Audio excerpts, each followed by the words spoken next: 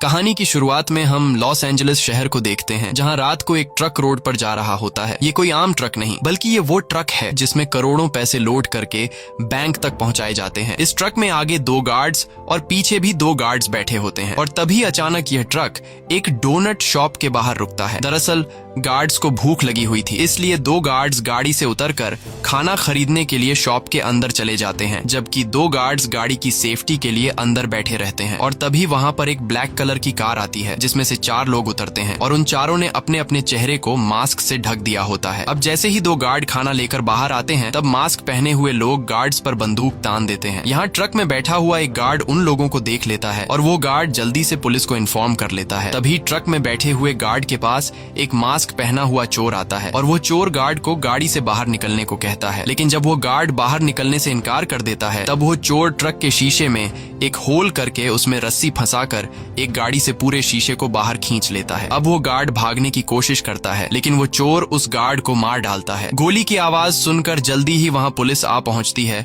अब यहाँ चोर और पुलिस के बीच फायरिंग शुरू हो जाती है। काफी देर तक गोलीबारी होने के बाद ये लोग सभी पुलिस वालों को मार डालते हैं। और यहाँ इनकी शूटिंग स्किल्स को देखते हुए हमें पता चलता है कि यह कोई आम चोर नहीं, बल्कि यह सभी पहले यूएस मिलिट्री से रिटायर हो चुके हैं। अब यहाँ इन चोरों का एक दूसरा साथी इन्हें कॉल करके बताता है कि जल्दी से यहाँ से निकल जाओ, क्योंकि यहाँ और भी पुलिस आ रही है। यह खबर सुनते ही यह लोग जल्दी से ट्रक को चुराकर वहाँ से निकल जाते हैं।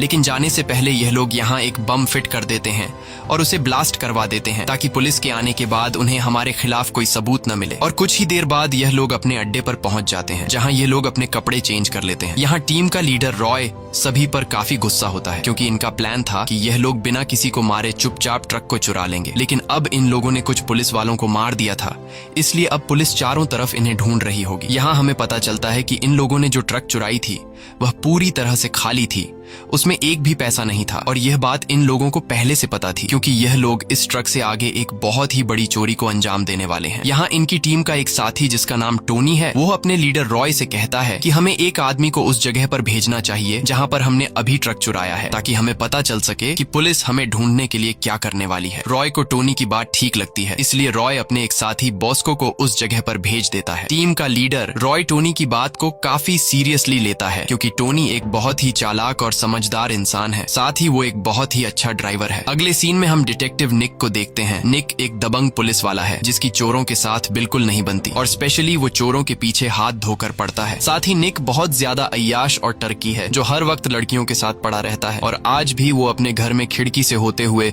चुपके से घुसता है। घर के अंदर आते ही वो फ्रिज खोलकर कुछ खाने लगता है। तभी वहाँ पर उसकी वाइफ आ जाती है। यहाँ हमें पता चलता है कि इन दोनों की आपस में ज्यादा बनती नहीं है। लेकिन तभी निक कुछ ऐसा कर देता है जिससे उसकी वाइफ बहुत ज्यादा भड़क जाती है। निक मैसेज अपनी गर्लफ्रेंड को भेजने के बजाय गलती से अपनी वाइफ को भेज देता है, जिसे पढ़कर उसकी वाइफ काफी गुस्सा हो जाती है और अपने बच्चों को लेकर उसे छोड़कर चली जाती है। निक अपनी वाइफ को रोकने की काफी कोशिश करता है, लेकिन वो निक की कोई बात नहीं सुनती। अब परेशान होकर निक अपने घर के सोफे पर आकर बैठ जाता है और तभी उसे कॉल आता है, जिसमें उसे रात को होने वाले चोरी के बारे में उसे बताया जाता है। के बाद निक सीधा उस जगह पर पहुंचता है जहां पर रात को चोरों ने कुछ ऑफिसर्स को मार दिया था, और साथ में वो चोर एक ट्रक भी चुरा कर ले गए। यहाँ निक हर एक चीज को काफी बारीकी से नोट करता है। निक पूछता है कि उस ट्रक के अंदर क्या था, तब वहाँ एक ऑफिसर बताता है कि वो ट्रक पूरी तरह से खाली था। ये सुनकर निक सोच में पड़ जाता है कि आखिर एक खाली ट्रक के लिए कोई इतना खून खराबा क्यों करेगा। लेकिन अब धीरे धीरे निक को समझ आने लगता है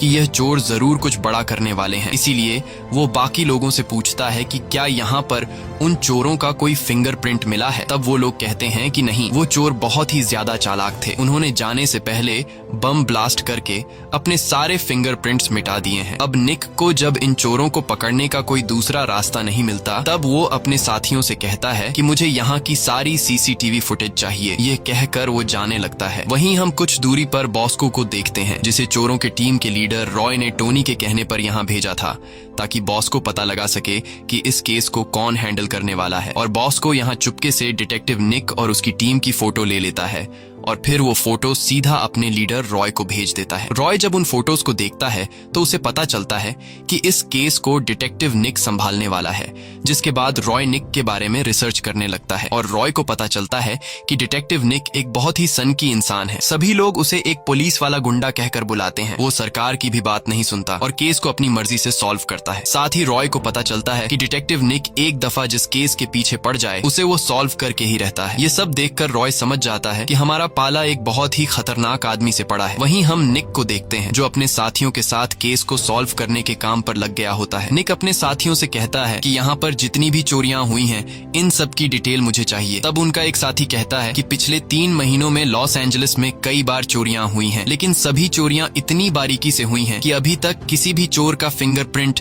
या उनके खिलाफ कोई सबूत नहीं मिला। ये सुनकर निक समझ जाता है कि ये सभी चोर बहुत ही ज्यादा शातिर है, क्योंकि जितनी परफेक्ट प्लानिंग से वो चोरी कर रहे हैं और किसी सोल्जर की तरह पुलिस से मुकाबला कर रहे हैं, इससे ये पता चलता है कि ये सभी चोर पहले आर्मी में रह चुके हैं। इसलिए निक अपने साथियों से कहता है कि उन सारे लोगों की लिस्ट निकालो जो पहले आर्मी में थे और फिर वो जेल में चले गए। अब निक की टीम को रिसर्च करते हुए रॉय नाम के एक आदमी के बारे में पता चलता है जो कभी यूएस आर्मी में हुआ करता था, लेकिन फिर वो मर्डर के केस में जेल चला गया था और जेल में अपनी सजा काटने के बाद अब रॉय आजाद हो चुका है। ये सुनकर निक अपने साथी से पूछता है कि रॉय जेल से कब छूटा है। अब जब निक का साथी उस तारीख को निकालता है जिस तारीख को रॉय जेल से आजाद हुआ था, तो उस तारीख को देखने के बाद निक का साथी चौंक जाता है, क्योंकि जब से रॉय जेल से बाहर आया है तब से लॉस एंजलिस में चोरियां होने लगी हैं। इसीलिए अब निक को पूरा का पूरा यकीन हो जाता है कि इन सब चोरियों के पीछे रॉय है और रॉय की पूरी एक टीम है। यहाँ इन्हें पता लगता है कि रॉय के टोनी नाम के एक आदमी के साथ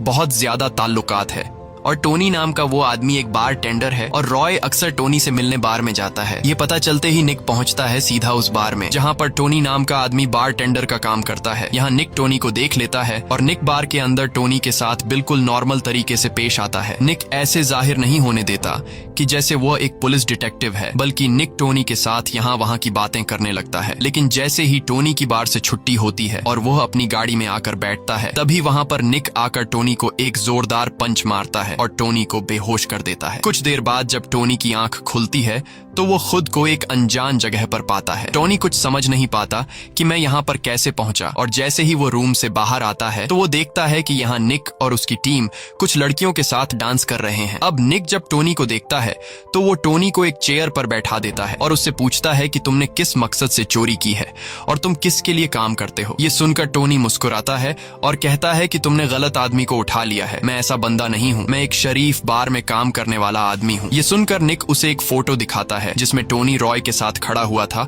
और निक टोनी से पूछता है कि इस फोटो में तुम इस आदमी के साथ क्या कर रहे हो। ये देखकर टोनी समझ जाता है कि इन लोगों को मेरी सच्चाई का पता चल चुका है, लेकिन टोनी फिर भी नहीं मानता और कहता है कि इस फोटो में मैं नहीं हूँ बल्कि वो कोई और आदमी है। तब निक का एक साथी टोनी से कहता है कि तुम अपनी मौत से सिर्फ एक कदम दूर बैठे हो और फिर भी झूठ बोल रहे हो, इसलिए तुम हमें सारी सच्चाई बता दो, नहीं तो मारे जाओगे। लेकिन टोनी कुछ भी बताने से साफ साफ इनकार कर देता है। यह देखकर निक को गुस्सा आ जाता है और वो वहाँ पर मौजूद सभी लड़कियों को बाहर भेज देता है, जिसके बाद निक टोनी को गले से दबोच कर उससे कहता है कि तू सोच रहा होगा कि हम तुझे जेल में डाल देंगे, लेकिन ऐसा बिल्कुल भी नहीं है। हम तुझे तब तक टॉर्चर करते रहेंगे जब तक तू सच बता नहीं देता। अब टोनी भी समझ जाता है कि यह लोग मेरे से सच निकलवाए बिना मुझे छोड़ेंगे नहीं, इसलिए टोनी पूरी बात बताने लगता है और कहता है कि मैं ज्यादा कुछ नहीं जानता, मुझे तो गन चलानी भी नहीं आती, मैं सिर्फ उन लोगों का ड्राइवर हूँ और चोरी के दौरान मैं गाड़ी चलाता हूँ। जिसके बाद निक पूछता है कि तुम इन लोगों के साथ पहली बार कैसे मिले।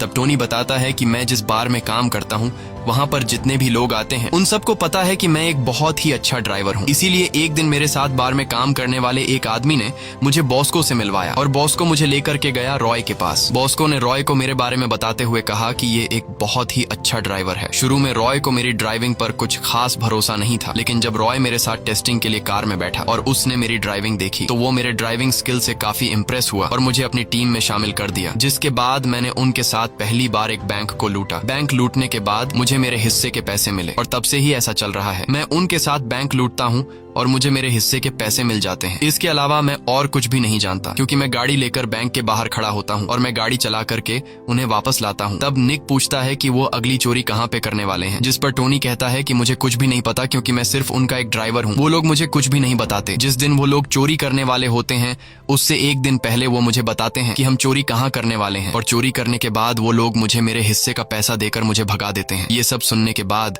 निक टोनी से कहता है कि तुम जा सकते हो, लेकिन आज से तुम्हें हमारे लिए काम करना होगा, और जो कुछ भी तुम्हें उनसे पता चलेगा तुम्हें हर एक बात हमें बतानी होगी। इसलिए मैं तुम्हें जेल में डालने के बजाय आजाद कर रहा हूँ। जिसके बाद टोनी वहाँ से जाने लगता है। अब निक के पास उन चोरों की पूरी डिटेल आ चुकी थी, लेकिन निक के लिए सबसे बड़ी मुसीबत ये है कि उसके पास कोई भी सबूत नहीं है उन्हें पकड़ने के लिए। इसलिए अब ये लोग इंतजार करते हैं कि कब वो लोग अगली चोरी करेंगे और ये लोग रंगे हाथों उन्हें पकड़ लेंगे। अगले सीन में हम रॉय को देखते हैं, जो अपनी पूरी टीम को गाड़ी में बिठाकर लॉस एंजलिस के सबसे बड़े बैंक के बाहर ले आता है। जिसके बाद रॉय अपनी पूरी टीम को इस बैंक के पास वाले बिल्डिंग में लेकर जाता है और कहता है कि यह बैंक लॉस एंजलिस का सबसे बड़ा फेडरल बैंक है, जिसे आज तक कोई भी नहीं लूट पाया, लेकिन हमारा अगला टारगेट यही बैंक है। रॉय कहता है कि ऐसा बिल्कुल नहीं है कि आज तक इस बैंक को किसी ने लूटने की कोशिश नहीं की, बल्कि इस बैंक को 57 बार लूटने की कोशिश की गई है, मगर हर बार चोरों ने अपनी जान गंवाई है, क्योंकि यहाँ की सिक्योरिटी बहुत ही ज्यादा स्ट्रिक्ट है। अगर कोई आदमी बाहर से इस बैंक को 2 मिनट से ज्यादा घूरने लगे तो गार्ड आकर उस आदमी को पकड़ लेते हैं। इसीलिए हमारा यहाँ से चोरी करना मुश्किल तो है, लेकिन नामुमकिन नहीं। इसके बाद रॉय अड्डे पर आकर अपने साथियों को प्लानिंग समझाने लगता है और बताता है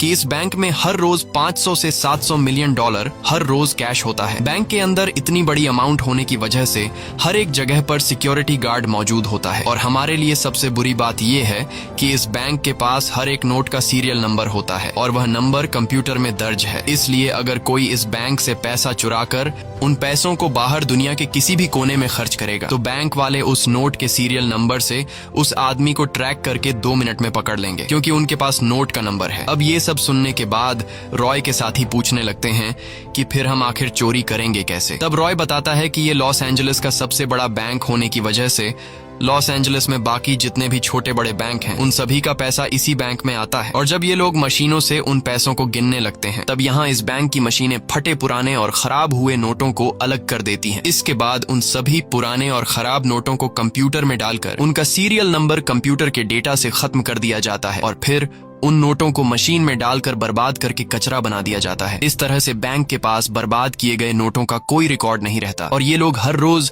500 से 700 मिलियन में से 30 मिलियन डॉलर कचरा कर देते हैं, और हमें उन पुराने खराब हुए 30 मिलियन डॉलर के नोटों को कचरा होने से पहले चुराना है। इस तरह से हम अगर उन नोटों को दुनिया के किसी भी कोने में इस्तेमाल करें तो बैंक वाले हमें नहीं पकड़ सकते, क्योंकि उनके पास उन पुराने नोटों का सीरियल नंबर नहीं होगा। तब इन बातों को सुनने के बाद सारे लोग सोच में पड़ जाते हैं और कहते हैं कि आखिर हम अंदर कैसे जाएंगे। तब रॉय अपने आगे की प्लानिंग समझाते हुए कहता है कि हमने बैंक का जो ट्रक चुराया है उसी से हम गार्ड्स के कपड़े पहनकर बैंक के पिछले वाले रास्ते से अंदर जाएंगे, क्योंकि पीछे वाले रास्ते पर ज्यादा सिक्योरिटी नहीं होती, वो लोग सिर्फ ड्राइवर को देखते हैं। लेकिन इस मिशन को अंजाम देने से पहले हमें एक आदमी को बैंक के अंदर भेजना होगा, ताकि अंदर वह बैंक का अच्छी तरह से जायजा ले सके। और अगले ही दिन टोनी उस बैंक के पास वाले रेस्टोरेंट में कुरियर बॉय की जॉब पर लग जाता है। अब जैसे ही बैंक के अंदर से एक लेडी खाना पार्सल ऑर्डर करती है, तब टोनी एक लेडी का खाना उठाने के बजाय 2 पार्सल उठाकर बैंक के अंदर चला जाता है। अंदर आते ही टोनी को अच्छी तरह से चेक किया जाता है और फिर काउंटर पर टोनी को एंट्री कार्ड दिया जाता है, जिससे वह अब किसी भी टाइम बैंक के अंदर जा सकता था। इसके बाद टोनी उस लेडी को खाना दे देता है। लेडी को खाना पहुंचाने के बाद टोनी बाथरूम में जाकर उस दूसरे पार्सल को बाथरूम के सीलिंग के ऊपर छुपा देता है। लेकिन वह जैसे ही बैंक से बाहर निकलता है, निक के टीम वाले उसे देख लेते हैं, क्योंकि निक के टीम ने पहले से टोनी पर नजर रखी हुई होती है। अब यहाँ निक के साथी जब निक को इस बात की खबर देते हैं कि टोनी लॉस एंजलिस के सबसे बड़े फेडरल बैंक के अंदर गया था, तो ये खबर सुनकर निक परेशान हो जाता है और कहता है कि उनकी इतनी औकात नहीं है कि वो लॉस एंजलिस के फेडरल बैंक को लूटे, क्योंकि उस बैंक को लूटना इम्पॉसिबल है और वो लोग इतने भी बेवकूफ नहीं हो सकते कि फेडरल बैंक को लूटने की कोशिश करें। लेकिन निक को अब भी डर रहता है, क्योंकि वह ये बात जानता था कि वो लोग मुझसे भी बड़े पागल हैं और वो लोग कुछ भी कर सकते हैं। इसी दिन रात को रॉय और उसके साथी रेस्टोरेंट में अपने फैमिली के साथ खाना खा रहे थे। तभी वहाँ पर डिटेक्टिव निक आ जाता है। यहाँ टोनी भी निक को देख लेता है और टोनी निक को देखकर घबरा जाता है, क्योंकि टोनी को डर था कि कहीं निक रॉय के सामने ये न कह दे कि तुम मेरे साथ मिले हुए हो, और होता भी ऐसा ही है। निक सीधा टोनी के पास आता है और उससे कहता है कि मैं तुम्हें जानता हूँ, हम लोग कुछ दिन पहले जिम में मिले थे, तुम यहाँ पर क्या कर रहे हो। ये देखकर टोनी के टीम के सभी लोग टोनी को शक की निगाहों से देखने लगते हैं। दरअसल निक ऐसा इसलिए करता है क्योंकि वह इन सभी को आपस में लड़वाना चाहता था और ऐसा करने में वह कामयाब हो जाता है। अब खाना खाने के बाद रॉय टोनी को अपने अड्डे पर ले जाता है। रॉय टोनी पर काफी गुस्सा होता है और अपने साथियों से उसकी चेकिंग लेने को कहता है कि कहीं टोनी पुलिस वाला तो नहीं। इसके बाद रॉय उस पर बंदूक तान कर कहता है कि तुम उस पुलिस वाले को कैसे जानते हो और तुमने पुलिस को हमारे बारे में क्या बताया है। तब टोनी यहाँ सब कुछ बताने लगता है और कहता है कि उन लोगों ने मुझे पकड़ लिया था और मेरे पकड़े जाने से पहले वो तुम सब लोगों के बारे में जानता है। उसने बहुत कोशिश की मुझसे सच्चाई निकलवाने की, लेकिन मैंने उन्हें पूरी सच्चाई नहीं बताई, बल्कि मैंने खुद को तुम्हारा ड्राइवर बताकर उनसे खुद को आजाद कर लिया और उन लोगों को हमारी चोरी के प्लानिंग के बारे में कुछ भी नहीं पता। अब इन बातों को सुनने के बाद रॉय टोनी से कहता है कि जाओ और उन लोगों से जाके कह दो कि हम फ्राइडे को चोरी करने वाले हैं और किसी भी कीमत पर हमारा फैसला नहीं बदलेगा। ये सुनकर टोनी कहता है कि ऐसा करना बेवकूफी होगी और हम लोग पकड़े जा सकते हैं, लेकिन रॉय कहता है कि तुम मुझ पे भरोसा रखो और जो मैंने तुमसे कहा है जाकर निक से कह दो। अब टोनी ना चाहते हुए निक की तरफ निकल पड़ता है और कुछ ही देर बाद निक के पास पहुंच जाता है। तब निक टोनी से उनके आगे की प्लानिंग के बारे में पूछने लगता है, लेकिन यहाँ टोनी पहले निक पर गुस्सा करता है और कहता है कि तुमने मुझे मरवा ही दिया था। उन सबको मुझ पे शक हो गया था, इसलिए वो मुझे मारने वाले थे, लेकिन मैंने उन्हें चकमा देकर खुद को छुड़ा लिया। यहाँ टोनी निक से कहता है कि तुम्हारा पाला बहुत ही गलत लोगों से पड़ा है, वो लोग तुमसे भी ज्यादा डीठ है और वो आने वाले फ्राइडे को चोरी करने वाले हैं और उनका कहना है कि हमें कोई भी नहीं रोक सकता। तब निक कहता है कि वो लोग कौन सी जगह पर चोरी करने वाले हैं, जिस पर टोनी कहता है कि मुझे पता नहीं है क्योंकि वो लोग मुझे कभी भी अपनी प्लानिंग के बारे में नहीं बताते, इसीलिए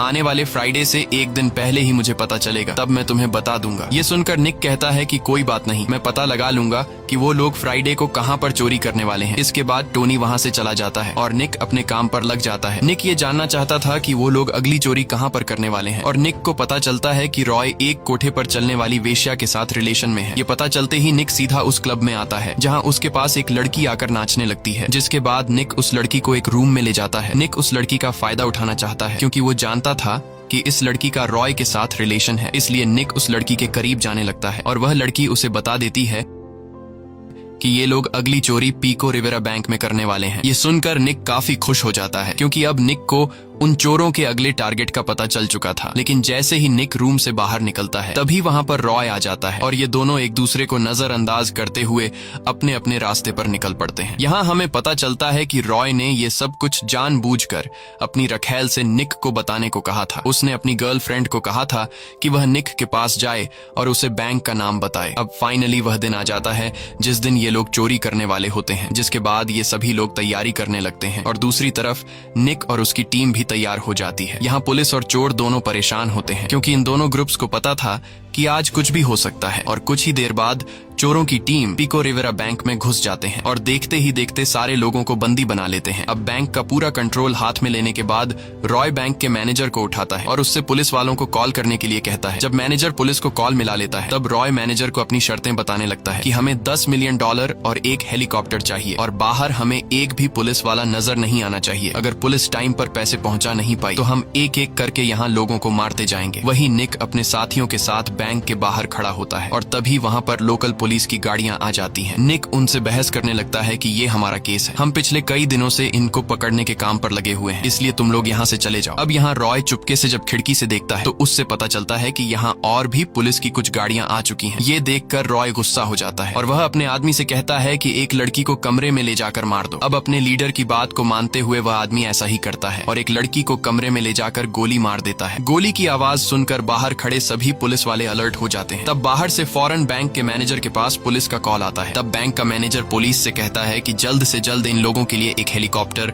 और $10 मिलियन का इंतजाम करो क्योंकि पहले ही टाइम पर पैसा न पहुंचने की वजह से ये लोग एक लड़की को मार चुके हैं और अब अगर तुम लोगों ने और देर की तो ये लोग हमें भी मार डालेंगे। तब पुलिस मैनेजर से कहती है कि तुम परेशान मत हो, हम जल्द ही एक हेलीकॉप्टर और पैसों का इंतजाम करने वाले हैं। तभी यहाँ हम चोरों के एक साथी को देखते हैं जिसका नाम मैक है। मैक एक हैकर है और उसने लॉस एंजलिस के सबसे बड़े फेडरल बैंक के फोन लाइन को हैक कर लिया है और मैक पीको रिवेरा बैंक में मौजूद अपने साथियों को कॉल करके बताता है कि तुम लोग जल्दी से ट्रक में पैसा लोड करो क्योंकि अब टाइम पूरा हो चुका है कि पीको रिवेरा बैंक से ट्रक में पैसा जाएगा लॉस एंजलिस के सबसे बड़े फेडरल बैंक में। जिसके बाद चोर मैनेजर को लेकर बैंक की तिजोरी के पास लेकर जाते हैं और उससे तिजोरी खुलवाते हैं। तिजोरी खुलने के बाद ये लोग तिजोरी से सारा पैसा निकालकर एक ट्रक में भर लेते हैं। अब सारा काम कंप्लीट होने के बाद ये लोग बैंक में एक बहुत ही बड़ा ब्लास्ट करते हैं। ब्लास्ट की आवाज सुनकर बाहर पुलिस को लगता है कि उन लोगों ने तिजोरी को तोड़ दिया है, लेकिन निक को कुछ गड़बड़ नजर आ रही थी और तभी निक की नजर वहां की सीवरेज लाइन पर पड़ती है, जिसे देखकर निक समझ जाता है कि ये तिजोरी नहीं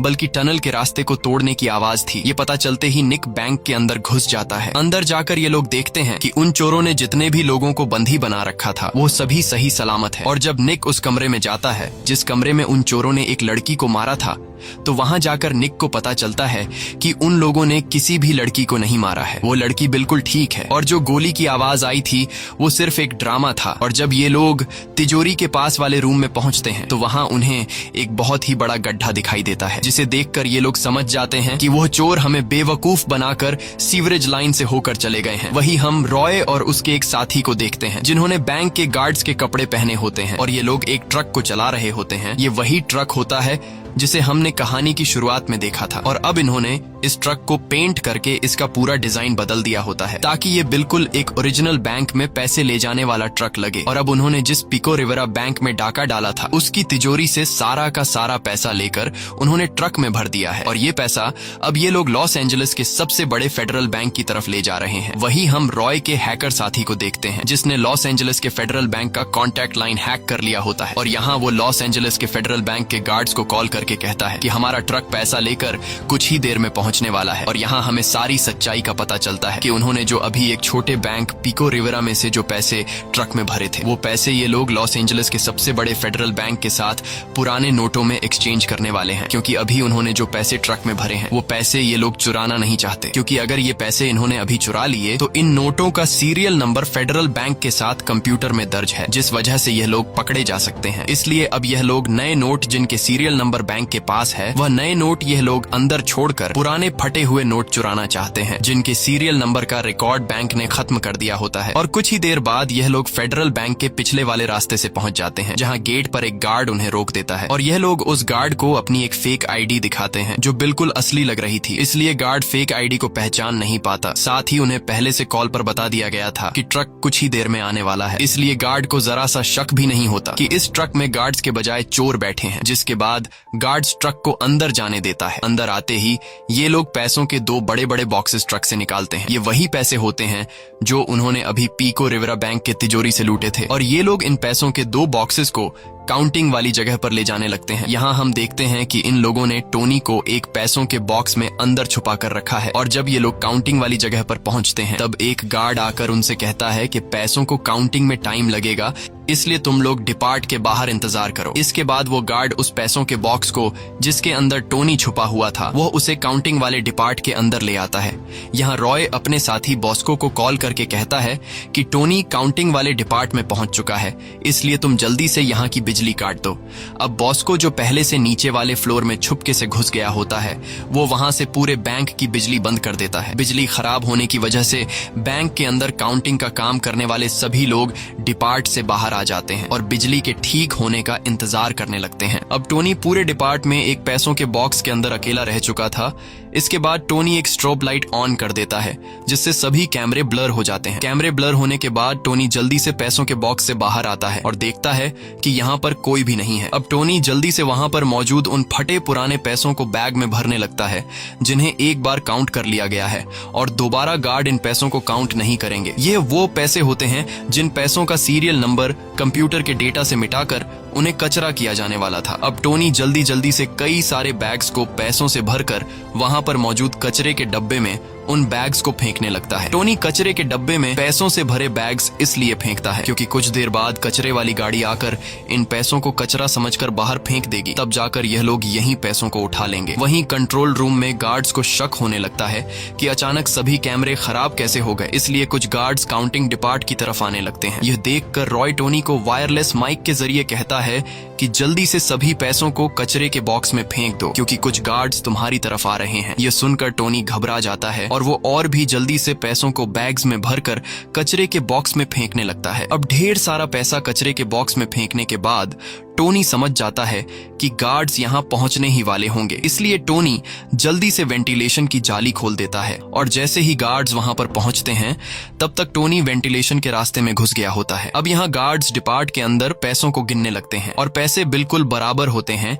जितने पैसे पिको रिवेरा बैंक से आने थे वो पूरे के पूरे पैसे वहीं पर मौजूद होते हैं और गार्ड्स को बिल्कुल भी पता नहीं चलता कि यहाँ से पैसे चोरी हुए हैं, क्योंकि टोनी ने उन पैसों को चुराया होता है जो पैसे उन्होंने पहले से गिन लिए होते हैं। अब पैसे पूरे होने के बाद वो गार्ड्स रॉय से कहते हैं कि पैसे पूरे हैं, तुम लोग यहाँ से जा सकते हो। ये सुनकर रॉय और उसका साथी जाने लगते हैं और जितने भी पैसों को टोनी ने कचरे में फेंका था, अब वहां एक गार्ड आकर उस कचरे के बॉक्स को कचरे की गाड़ी में फेंकने के लिए ले जाने लगता है। वहीं बैंक के अंदर वो लेडी जिसने कुछ दिन पहले खाना ऑर्डर किया था, वो फिर से बैंक के पास वाले रेस्टोरेंट से खाना ऑर्डर करती है, लेकिन इस बार चोरों का साथी मैक कॉल उठाता है क्योंकि उसने रेस्टोरेंट का कॉन्टैक्ट लाइन हैक कर लिया होता है और मैक उस लेडी से कहता है कि तुम्हारा खाना 5 मिनट में तुम्हारे पास पहुंचने वाला है। अब यहाँ टोनी वेंटिलेशन के रास्ते से होते हुए उस जगह पर पहुंचता है जहां उसने कुछ दिन पहले वॉशरूम के सीलिंग के ऊपर एक पार्सल छुपा कर रखा था और टोनी उस रास्ते से नीचे आकर सीधा उस लेडी के पास जाता है और उन्हें उनका खाना दे देता है। इसके बाद टोनी